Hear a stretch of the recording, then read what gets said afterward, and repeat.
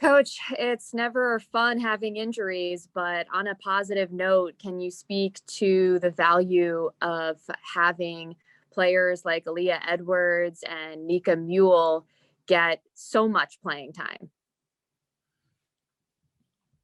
Yeah, anytime, anytime there's an injury, obviously, um, it opens up an opportunity for someone to step up and fill that void. And in our case, it happens to be freshmen. So, um, I've got tremendous confidence in both of them. Aaliyah, how hard she works. You saw her work on the boards. And what she does, running the floor, and she's just a big physical presence for us. And Nika's getting more and more comfortable every game that she plays. The more minutes she plays, the better she looks. And she's shooting the ball with so much confidence. So it felt good. It felt good to see them have that much success. Meanwhile, Paige Bueckers goes and gets a career high 32 points. Were you pleased to see her stay in attack mode? Yeah, there obviously was an opportunity there for whenever you're not at full strength and there's shots missing from the lineup, and Avina didn't particularly have a great shooting day. I thought Paige took advantage of most of the opportunities that came her way. Paige she's good at finding those opportunities, and she's just as good at taking advantage of them. In a typical year, this might not mean as much, but you reached that 13th game to be eligible for the NCAA tournament this year. Is that a big relief for you? Yeah. I mean, I had said earlier this season, it may be real easy to pick the teams that are in the NCAA tournament. Just pick how many teams get to 13. So we're one of them. So I hope they have us on the list. And then from there, we've got a tough stretch coming up right here in February. With what's coming up, it'd probably be our toughest stretch so far. At Marquette, and then South Carolina, and then Seton Hall. So you got 3 NCAA tournament teams probably.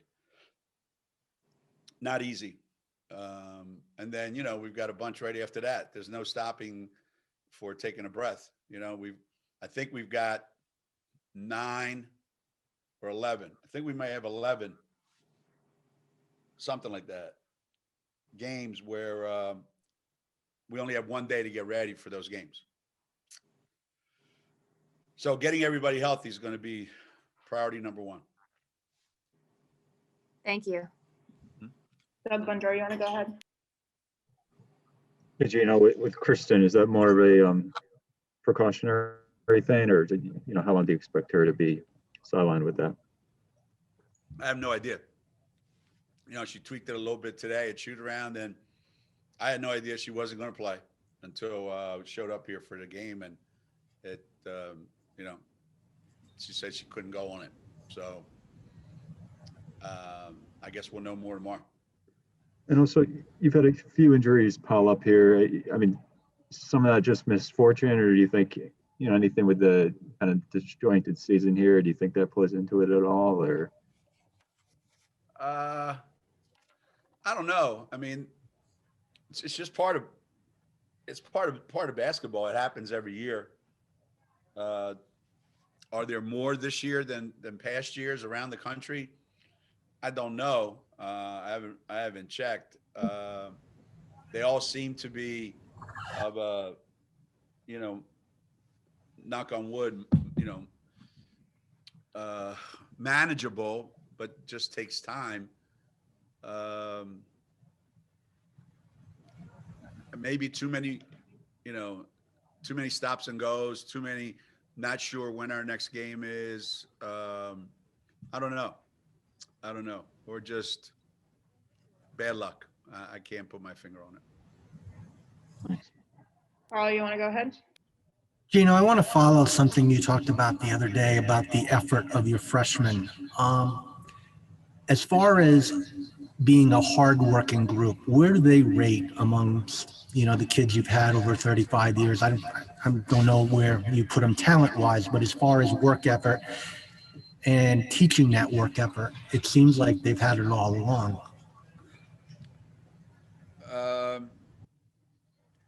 I you know, going by the new world that we live in today, the new basketball world that we live in today, these guys are regular John Havliceks, when you're going by, what you see out there, and the how the play is just so vanilla like this, trying to up the intensity level to a, what I call it, to a Connecticut level is not the easiest thing in the world. And the younger you are, the more difficult it is most times. But Aaliyah has it, Nika has it. Mir can have it at times when she, when she's got it going. So for sure, they have it, and Paige, she has it in a different way. So where do they stack up among a bunch of other freshmen? Hard to say. But in today's world, where you're great because you're great, they're great. How is Aubrey? Aubrey banged her knee, so she gave it a shot, but she just couldn't move on it. And like I said, those are weird things, right? Somebody bangs knees, and just weird things. And hopefully with a day off tomorrow, or a day between games, we'll be fine. Thank you. Alexa? Hey, Geno. Carl and I think we might have found the last time you started 3 freshmen, and it was back in 1998. I don't know if you remember, but I'm just curious, what were your thoughts going into the game, having to start 3 freshmen, and then eventually you had 5 on the floor, including one player who was in high school like 2 months ago. So how was that for you, just to kind of watch how they all handled that? Yeah, I'm trying to think.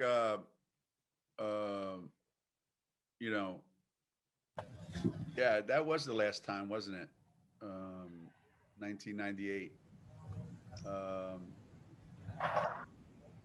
Yeah, it was.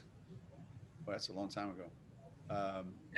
Yeah, I did look out there at one point. There was 4 freshmen and 1 high school kid, and so when the season started, 4 kids were freshmen, 1 kid was in high school.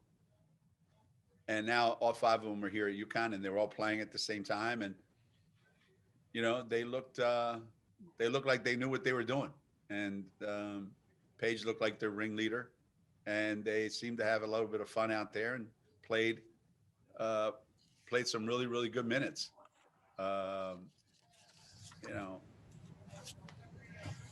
Let's just hope we can keep building on that, Pat, Eaton, Rob? Hey, Geno. I believe this is the most points by a freshman since Tina had 34 in 2007. Did you say anything to Paige? Obviously, you wanted her to shoot more. Did you say anything with Kristen out, especially to her, or is she just taking that to heart?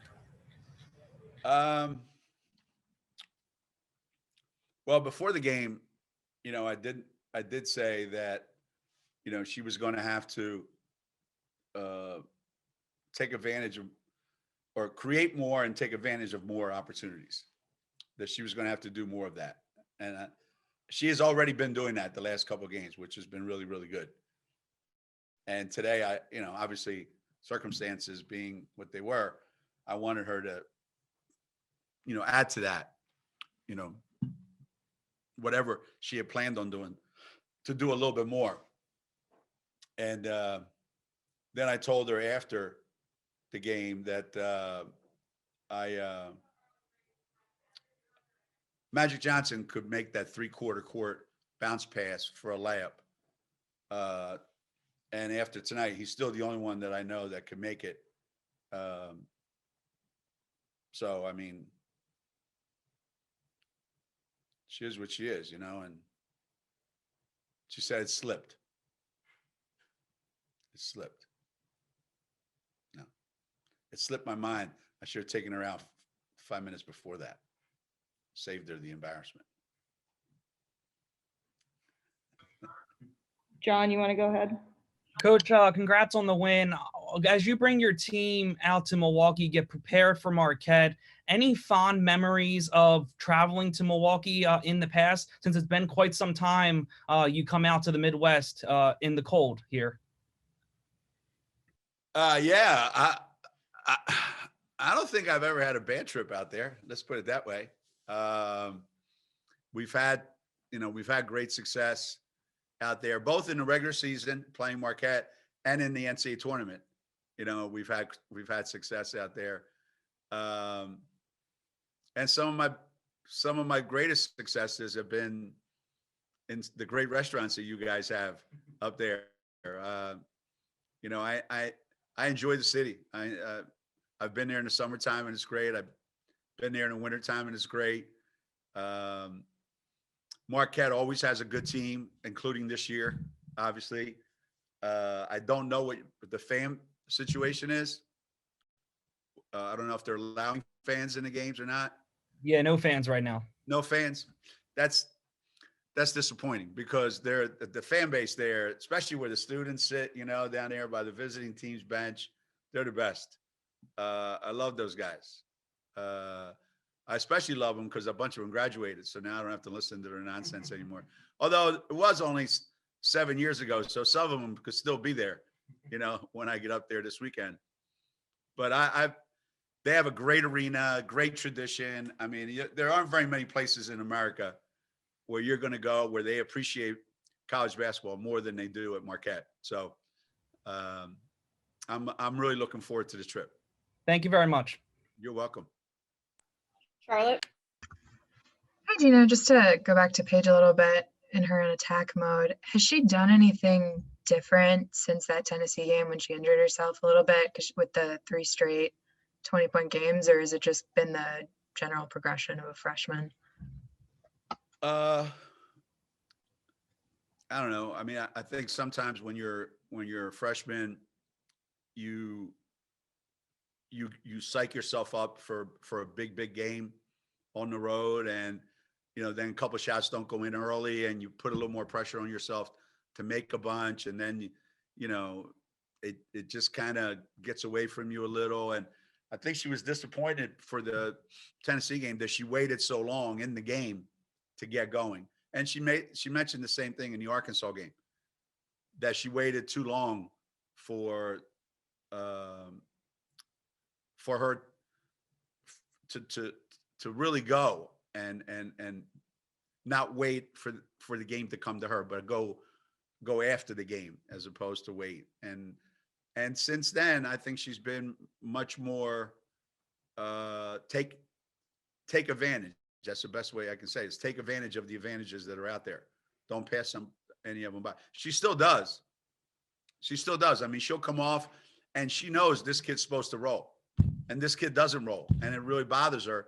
So she misses an opportunity to shoot it because she's looking for that. And I think as that starts to work itself out, it'll look even better. But the way Paige likes to play is the way she's playing right now. You saw the pass to Aaliyah. Nobody saw that coming. It was just an incredible, find by a kid who just sees things that other kids don't see. We'll go to John. Coach, as of two Philly guys talking right here, Andy Reid in the Super Bowl. I know you're very familiar with all your sports. What is it like seeing a former Eagles coach go and try to go back to back in the national championship game in the Super Bowl on Sunday? What part of Philly are you from? I'm from South Philly. What high school? I went to St. Joe's Prep. Really? You're one of those prep guys, huh? Yeah. God almighty. Well, I'm glad to see that they still get kids from Philadelphia. I know on their basketball team, most of their guys come from Jersey, California, Hawaii, wherever the hell they come from at the prep. Speedy Morris isn't still the coach, is he? No, he retired last year. Did he? You know, my daughter sent me a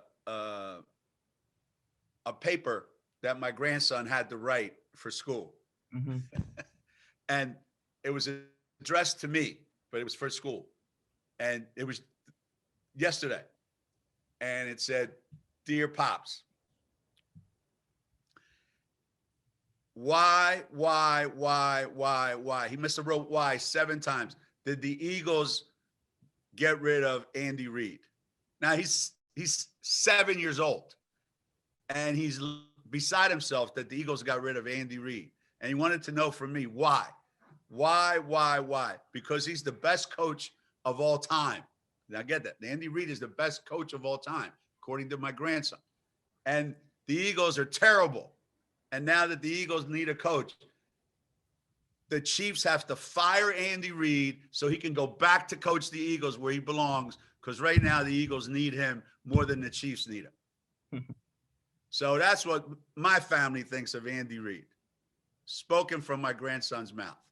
I won't tell you some of the stuff he wrote in there because it's nonsensical, but that was the gist of the conversation. But you know what? A friend of ours, a UConn guy, is a defensive coordinator, Steve Spagnuolo. Mm-hmm. And he spent a lot of time here at UConn. He spent a lot of time with Andy Reid in Philadelphia.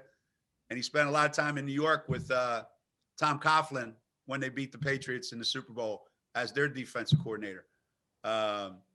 So yeah, we've got a rooting interest in our family in that game on Sunday. And that, took a long time, but people are starting to realize what a special coach Andy Reid is. If I could real quickly, what is Speedy Morris like to you as a friend, as somebody, as a basketball icon? What is he as a basketball person? Well, when he was coaching at Roman Catholic and I was playing at Bishop Kenrick, that was the epitome of high school basketball at the time. When you played at Roman Catholic, you knew that you were playing the toughest team in the Philadelphia area, coached by the best coach in the league, flat out. And, they had the gym on the 3rd floor there, overlooking Broad Street, and windows open. And, Speedy would be in various stages of undress, and he threw his sport coat out the window one time on the Broad Street. He just is an icon in the coaching world across the country. And one of my greatest thrills was when I was Phil Martelli's assistant at Kenrick, and we went at Roman and we won that game at Roman. And I thought there can never be a greater win for a coach than to win at Roman Catholic, coached by Speedy Morris. And so for me to play when he was coaching, and then for me to actually be on the sideline, and then, to watch him coach at at LaSalle, to coach the women. There aren't a whole lot of people he hasn't touched during an amazing career.